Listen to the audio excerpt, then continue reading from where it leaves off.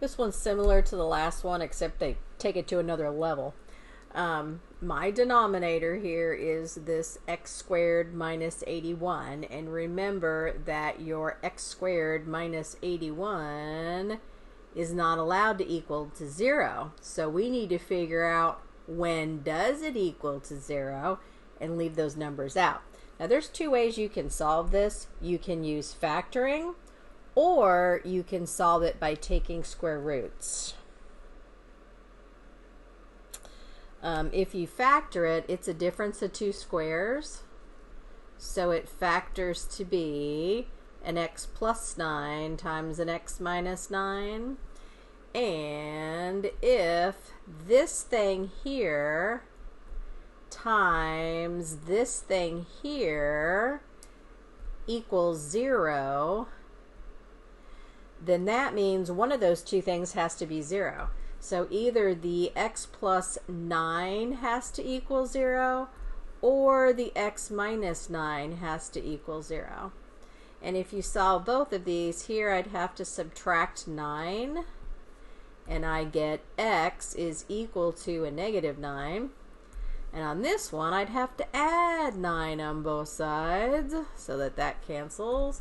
And that would give me x is equal to positive 9.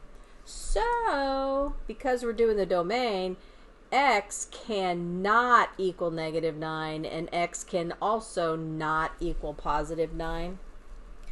So remember, the entire number line goes from negative infinity to positive infinity. But I have to leave out negative 9 and positive 9. Now, I didn't do this last time, but let me do it this time. Maybe this will help. Remember, negative infinity is way the hell down here, and positive infinity is that way. And let's say here's 0. Okay, so here it would be 9, and down here would be negative 9. So, this thing is actually divided into 3 pieces. Let me see. Going from negative infinity up to the negative 9. Going between the negative 9 and the positive 9. Did I say 3 pieces? I meant 3 pieces, sorry. And then going from 9 to infinity. You would not, and another way to show that you don't include these numbers is with an open circle.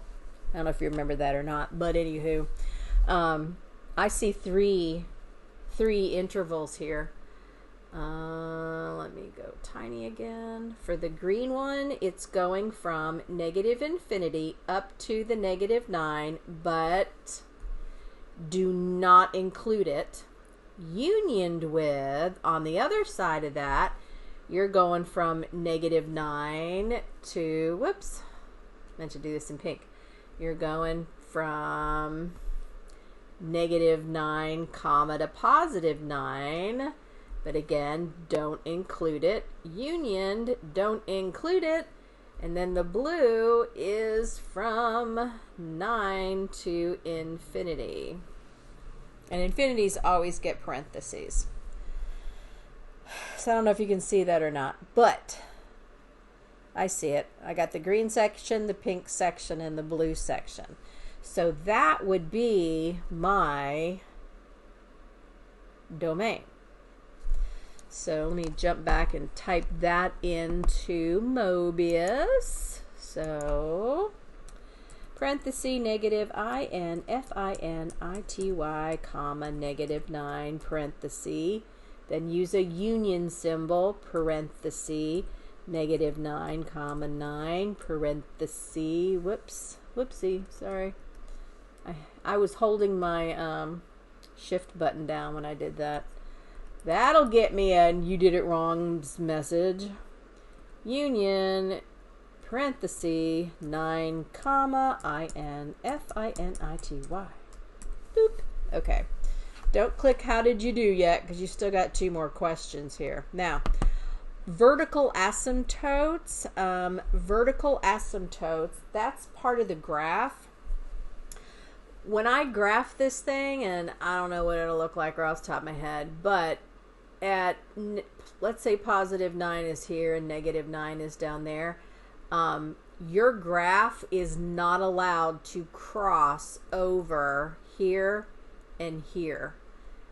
Okay, those are called vertical asymptotes. So somehow the graph might look like this and like this and like that. I don't know, some weird ass graph.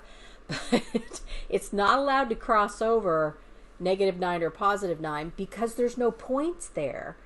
No matter what number you plug in for x, remember, you're going to get 0 in the denominator, and so you'll never get the y coordinate to go with it because there is none. So when you set the denominator equal to 0 to find those two values that are left out of the domain, those are your vertical asymptotes. So one of my vertical asymptotes is x equals -9 and then comma. The fields below accept a list of numbers or formula. Oh, separated by colons, semicolons. Sorry, put a semicolon in there. They don't like parentheses. I mean, they don't like commas. For some reason, they want colons. So -9 semicolon 9. And then the horizontal asymptotes, again, I don't know off the top of my head what this graph looks like, but horizontal asymptotes are horizontal lines that the graph is not allowed to cross. And then that takes you back to the rules about that, which they went over that in the reading and participation activities. And that's where you have to look at the degree of the numerator compared to the degree of the denominator.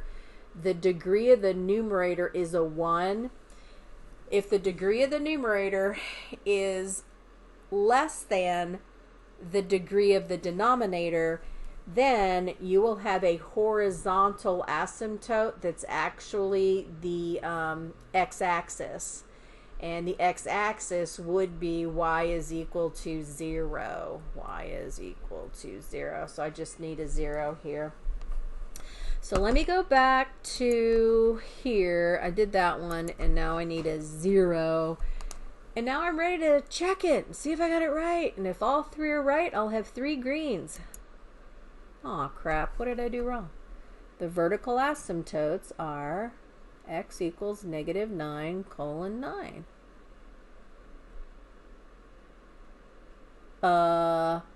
Hello?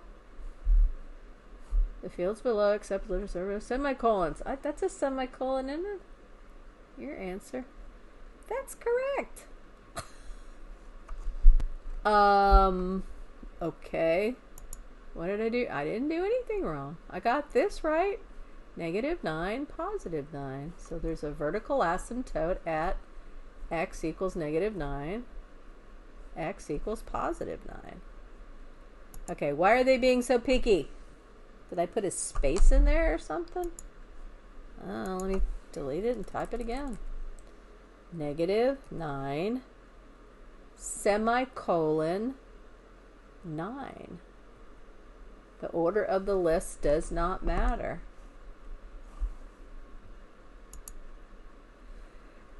Okay. Beats the hell out of me.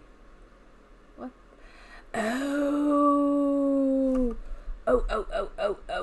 Oh, I just remembered. I forgot an important little thing. Look at the original fraction. Hello. Look at the original fraction. The numerator is an x plus 9. Here, let me erase this. If you have an x plus 9 here, that cancels that, which means there'll be a hole at -9, but the only asymptote will be at +9. Okay, let me go back. I forgot about that. If you can simplify your fraction, you're supposed to. This should be taking care of it now. There we go. Man, I hate it when that happens. Urgh. Okay, I hope that made sense. If not, somebody let me know. I can redo this video.